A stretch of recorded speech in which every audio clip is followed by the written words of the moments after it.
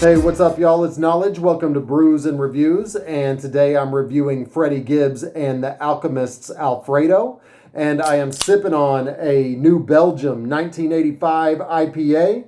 That is an IPA coming in at 6.7% from the brewery in Fort Collins, Colorado. And 1985, incidentally, is the first song on this album. So let's get right into this review. This collaboration album between Alchemist and Freddie Gibbs was almost inevitable after the success they had in 2018 with dropping Fetti, also featuring Currency, and even more importantly, Freddie Gibbs' work with Madlib, particularly their last album together, Bandana, and the success that he saw there. This shouldn't have been such a surprise to everybody, but it was a surprise to people, including me, mostly because they kept it a secret, but we should have known that they had something brewing and that it was going to drop, and that this was going to be a match made in heaven like pasta and sauce. Alchemist is also on a tear this year. He's putting himself in Producer of the Year conversations, producing for the likes of Conway the Machine, Westside Gunn, Electronica, and now this. He's definitely somebody I'm going to consider for Producer of the Year, and that's a pretty good feat given his tenure in the game. 1985 kicks it off, and this is a great intro track that shows you really what this album's going to be about. There's a slower, kind of understated guitar-led beat by Alchemist, and Freddie flows fast with a lot of staccato type flows over this, and I always love the juxtaposition of a slow type beat with fast rapping over it when done right, because that kind of style can be done extremely wrong, but these two do it right here, and it's a great service to what you're going to hear on the album, and it just kind of gets you sucked into it. Alchemist knows where to leave the space for Freddie to fill with his flows, and I think that's just amazing when a producer can do that and leave that space and not try to show off too much and let the MC do their thing.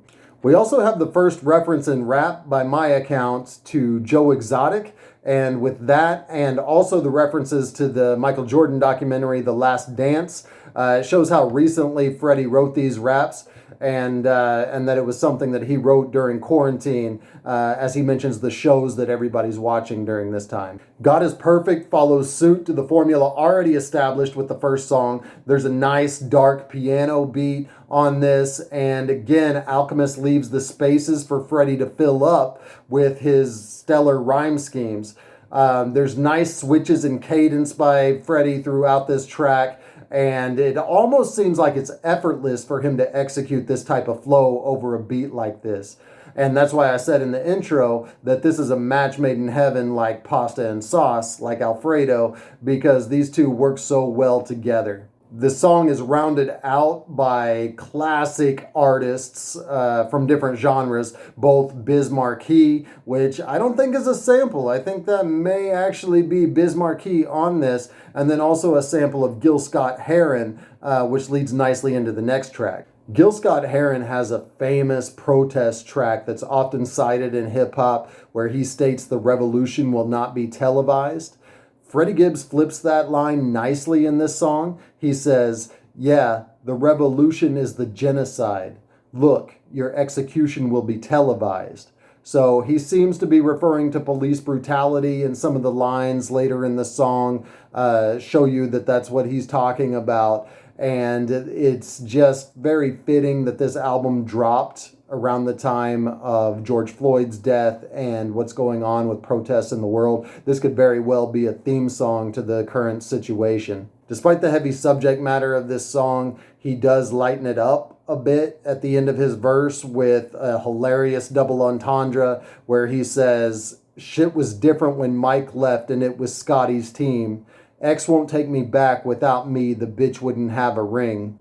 Rick Ross comes in with a guest spot after that, and even though he does stray a bit from the great lyrics that Freddie put out there, it still works, and it's still a good guest appearance. It does feel like a missed opportunity a bit because he wastes most of his verse, but he does bring it back in the end and makes it more somber. And it's kind of cool that Freddie was talking about something deep, and at the end of his verse, he flipped a pretty different line from the rest of the verse. Rick Ross does the same, where he's not really talking about anything deep, and then he kind of says something deep at the end of his verse, where he's talking about Kobe Bryant and his daughter Gigi. Look at Me is a slight misstep on the album, even though it probably should qualify as an interlude, though it's not specifically titled an interlude.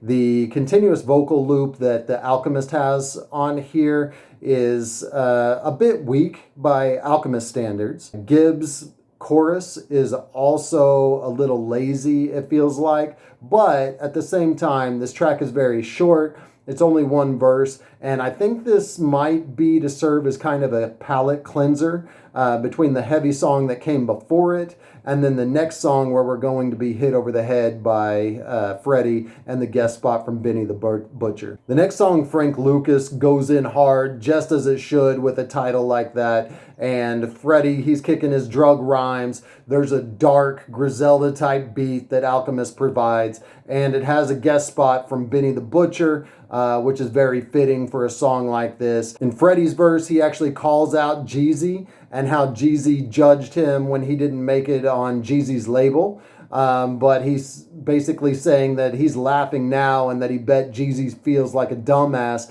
after seeing all of Gibbs' success. And I bet he does, because Gibbs has been much more successful since leaving that label than he ever was on it. And if he was on the label, he probably wouldn't have the freedom to work with producers like Alchemist and Madlib as much as he does.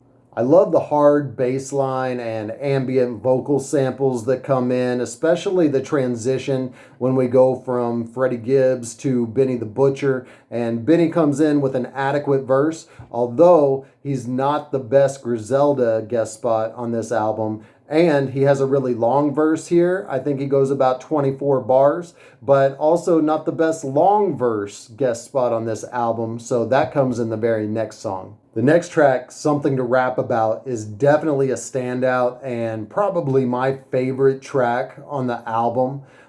Freddie Gibbs kicks it off, and he is kicking some nice lyrics talking about the relationship between the drug game when he was younger and what he was doing then and his career in the drug game, and the relationship to the rap game that he has now and his famous kind of lifestyle that he has now. So great lyrics from him. But stealing the show here is Tyler, the Creator, with another great and surprise guest appearance.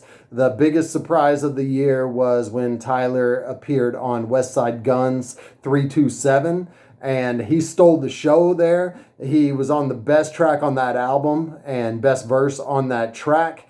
And here he does the same thing, being on, in my opinion, the best track on this album, and also carries the verse. He goes long on this. He's got 32 bars. He claims to do it in one take, and it sounds like it's probably true, because one of his ad-libs towards the end, he says that he mispronounced a word, and it was one take, so it is what it is. Baby Shit is another spacey beat by Alchemist that leaves the space for Freddie to get in there. This time he goes full on staccato. Some of his best flows on the album are right here on Baby Shit. It's a great flow. Lyrically, it's mostly braggadocious. There is one particularly memorable line about Doja Cat, which I'm not going to put on here. I'll let you guys look that one up. Babies and Fools is the next track, and that's another highlight of the album. This features Conway the Machine, another Griselda artist, and he kills his guest spot on this. He gets much more introspective than we're used to hearing Conway, and then we've heard him on some of his own projects this year. And he says lines like,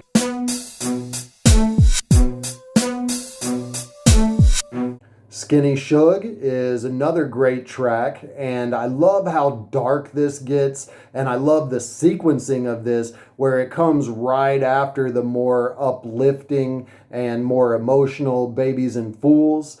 and it just comes in with a really dark beat, and it sounds that much darker given its placement on the album. Gibbs is spitting more personal lyrics than he has on a lot of tracks on this album, which is also fitting going over that beat. He talks about how he may have inadvertently led to his uncle's overdose death. And he also talks about being a loner that doesn't want to be lonely. And it's just very personal for somebody like Gibbs. And you see his real side, or maybe another side of him that we haven't seen so far on this album, although we've seen it in other songs on other albums. Also, I could listen to the instrumental and alone without Gibbs' lyrics, and I could just imagine what Gibbs was going to say over it. So that's how fitting it is, and just another example of how great these two, Alchemist and Freddie Gibbs, mesh together in their collaborative work. The last track, All Glass, is a little strange in the sequencing to wrap up the album. This song is fine, there's nothing wrong with it. It just doesn't put a bow on the album like I think maybe Skinny Suge would have. It doesn't wrap it up as well as it could have been to make this feel like a truly cohesive project in the end. I think this track would have fit better somewhere in the middle of the album, but still, it works as a song, and we know that this album works as a whole. Overall, Alchemist is a contender for Producer of the Year, and this is probably his best project of the year, which is saying a lot. Freddie is cool, his flows are stellar, his lyrics are on point, and he holds his own over the great production that comes from Alchemist. The guest spots on this are tight and not overused, and it all comes together as a really nice, cohesive project that'll make you want to listen to it again and again and again. It's not quite the phenomenon that Bandana and Pinata were, but still, I know this will be on a lot of people's album of the year lists. It'll definitely be towards the top for me. However, I don't think it will make it to the very top for me.